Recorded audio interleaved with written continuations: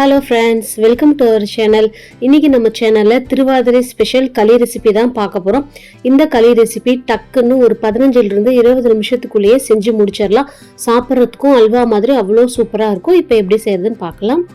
களி பண்ணுறதுக்கு நான் இன்னைக்கு இந்த கப்பில் 1 கப் அளவுக்கு பச்சரிசி எடுத்திருக்கேன். இது ஒரு 100 கிராம் அளவுக்கு வரும். பச்சரிசியை அடுப்பை லோ ஃப்ளேமில் வச்சு நல்லா கோல்டன் கலரில் வர வரைக்கும் நல்லா வறுத்துக்கோங்க. பச்சரிசியை கழுவ முடியாது, அதனால துணியில ஒரு டைம் நல்லா தொடச்சிட்டு வடசட்டியில சேர்த்து நல்லா வறுத்துக்கோங்க. பாருங்க, அரிசி நல்லா உப்பி வந்திருக்கு. இந்த பக்குவத்துக்கு வர வரைக்கும் இதை நல்லா வறுத்துக்கோங்க. இப்ப இதை ஆற வச்சு மிக்சி ஜார்ல சேர்த்துட்டு ரவை பதத்துக்கு நல்லா கொரப்பா அரைச்சி எடுத்துக்கோங்க. ரொம்ப நைஸா அரைச்சிடக்கூடாது. ரவையை விட கொஞ்சம் நைஸான பக்குவத்துக்கு இருக்கிற மாதிரி அரைச்சிக்கோங்க. கையில நீங்க தொடுறப்ப ரொம்ப நரநரன்னு இருக்கணும், அந்த மாதிரி இருக்கிற மாதிரி அரைச்சிக்கோங்க. இப்ப அடுத்ததான் இதுக்கு வெல்லம் கரைச்சி ரெடி பண்ணிக்கலாம். அதுக்கு அதே கப்ல 1.5 கப் அளவுக்கு வெல்லம் சேர்த்துக்கிறேன். உங்களுக்கு இனிப்பு இன்னும் அதிகம் வேணும் அப்படின்னா 1.25 கப் வரைக்கும் நீங்க வெல்லம் சேர்த்துக்கலாம். இப்போ இந்த 1.5 கப் வெல்லத்துக்கு 1 கப் அளவு மட்டும் தண்ணி சேர்த்துட்டு இதை நல்லா கரையிற அளவுக்கு நல்லா சூடுபடுத்திக்கோங்க. வெல்லம் பாகுபதம் வர தேவையில்லை, வெல்லம் கரைஞ்சா மட்டுமே போதும். பாருங்க, வெல்லம் எல்லாமே நல்லா கரைஞ்சிருச்சு, கொஞ்சம் கூட கட்டி கட்டியா இல்லை.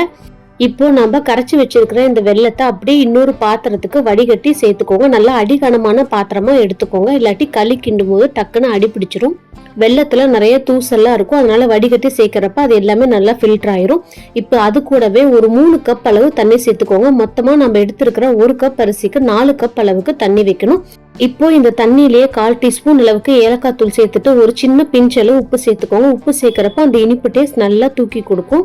இப்போ இந்த தண்ணி நல்லா கொதிக்கணும். நல்லா இந்த அளவுக்கு கொதிக்க ஆரம்பிச்சதுக்கு அப்புறமா நம்ம அரைச்சி எடுத்து வச்சிருக்க அரிசியை கொஞ்சம் கொஞ்சமா இதுல சேர்த்துருங்க. அரிசி சேர்க்கறதுக்கு முன்னாடி அடுப்பை நல்லா லோ ஃப்ளேமுக்கு குறைச்சி வச்சுட்டு இப்போ இந்த அரிசி எல்லாத்தையும் சேர்த்துடலாம். சேர்த்துட்டு கையெடுக்காம கிளறி விட்டுட்டே இருங்க, இல்லாட்டி டக்குன்னு இது கட்டி பிடிச்சிரும். அடுப்பு கடைசி வரைக்கும் லோ ஃப்ளேம்லேயே தான் இருக்கணும், இல்லாட்டி தண்ணி சீக்கிரம் சுண்டிரும், அரிசி சரியா வேகாது.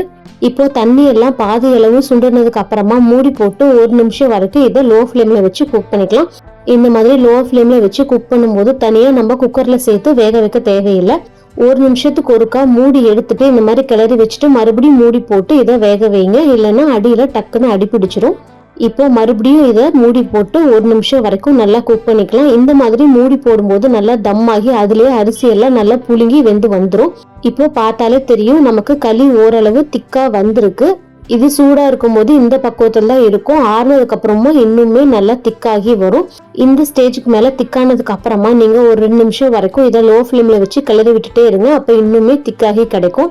இப்ப இந்த களிக்கு தேவையான முந்திரியை நம்ம வறுத்து சேர்த்துக்கலாம். அதுக்கு ஒரு பேன்ல 2 டேபிள் ஸ்பூன் வரைக்கும் நெய் சேர்த்துக்கோங்க. நெய் அதிகமா சேர்க்கிற வரைக்கும் நல்லா இருக்கும். நெய் நல்லா சூடானதுக்கு அப்புறமா ஒரு 5 முந்திரி பருப்பை 4ஆ உடைச்சு இதுல சேர்த்துக்கோங்க. இந்த மாதிரி சேர்க்கிறப்ப நமக்கு ஒரு பைட்லயும் முந்திரி பீசஸ் வரும். சாப்பிடும் பொழுது ரொம்பவே டேஸ்டா இருக்கும். அடுப்பை லோ ஃப்ளேம்ல வச்சுட்டு இது கோல்டன் கலர்ல வர வரைக்கும் நல்லா ஸ்லோவா இதை வறுத்து எடுத்துக்கோங்க. பாருங்க, நல்லா கோல்டன் கலர்ல வர ஆரம்பிச்சிருச்சு. இப்போ இதை அப்படியே நம்ம இந்த களியில சேர்த்துடலாம். முந்திரிய களியில சேர்த்துட்டு இது கூடவே ஒரு 1/2 கப் அளவுக்கு திருவின தேங்காய் சேர்த்துக்கோங்க. தேங்காயோட சாப்பிட்றப்ப அதோட டேஸ்ட் இன்னுமே நல்லா இருக்கும். நீங்க திருவண்ண தேங்காய்க்கு பதிலாக குட்டி குட்டி பீசஸா கட் பண்ணி கூட இதுல சேர்த்துக்கலாம். இதை லோ ஃப்ளேம்லயே வச்சு ஒரு 2 நிமிஷம் வரைக்கும் கிளறி விட்டுட்டே இருங்க. அதுலயே அந்த நெய் எல்லாத்தையும் களி எல்லாமே உறிஞ்சிட்டு கரெக்டான பக்குவத்துக்கு வந்துடும். இப்ப பாருங்க, களி ஃபுல்லா ரெடி ஆயிடுச்சு. இப்ப அடுப்பை அணைச்சிட்டு மூடி போட்டுட்டு ஒரு 10 நிமிஷம் அப்படியே அந்த சூட்லயே புழுங்க விட்டுருங்க. அப்ப இன்னுமே நல்லா வெந்து வரும். இந்த சிம்பிளான களி ரெசிபியை டக்குன்னு ஒரு 20 நிமிஷத்துக்குள்ளேயே செஞ்சு முடிச்சிடலாம். இந்த ரெசிபியை உங்க வீட்லயும் ட்ரை பண்ணி பார்த்துட்டு எப்படி வந்துச்சுன்னு எனக்கு கமெண்ட்ஸ்ல சொல்லுங்க. நம்ம சேனல் உங்களுக்கு பிடிச்சிருந்தா லைக் பண்ணுங்க, ஷேர் பண்ணுங்க, மறக்காம சப்ஸ்கிரைப் பண்ணுங்க. தேங்க்யூ.